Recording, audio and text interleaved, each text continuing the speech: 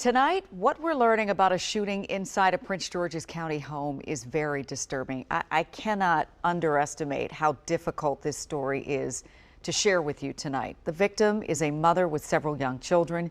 She was shot in the head by a man police say was her romantic partner. And tonight she is in critical condition. Katie Lesso joins me in the studio. Katie, you've been going through these court documents, and what is in them is astounding. It definitely is. They were apparently arguing about school supplies. That is what led up to this shooting, according to what the suspect told investigators. And according to those documents, there were 6 children in the home at the time. The victim was holding the youngest child, a 2-month-old, in her arms when the father of her children started shooting.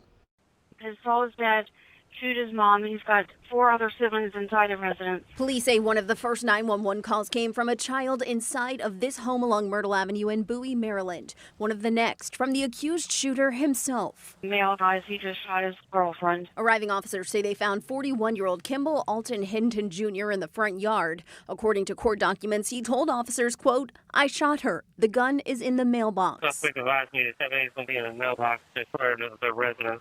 It's in there, covered with blood. Inside the home, they found the victim lying on the floor in one of the bedrooms with a gunshot wound to her head. She was rushed to the hospital in critical condition. They also found 6 children, the oldest 16 years old, the youngest 2 months old.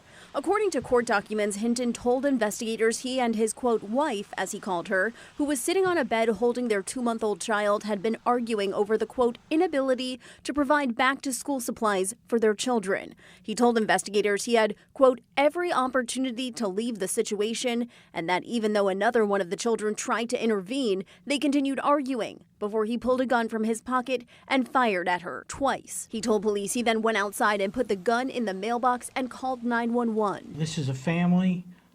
They're a part of this community. They've lived here for a number of years, I understand.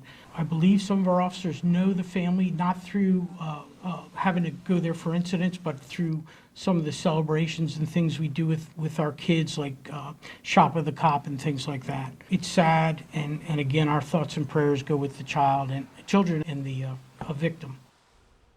Now, according to court records, Hinton was actually not allowed to have a gun because he had previous convictions, including for assault in North Carolina. Now, as for the victim, I briefly spoke to one of her family members earlier today. She told me the victim was, quote, improving and that the children were all okay. Leslie? Yeah, perhaps physically they are okay, but I can't even begin to imagine the trauma of being there as all of this unfolded. Katie, thank you.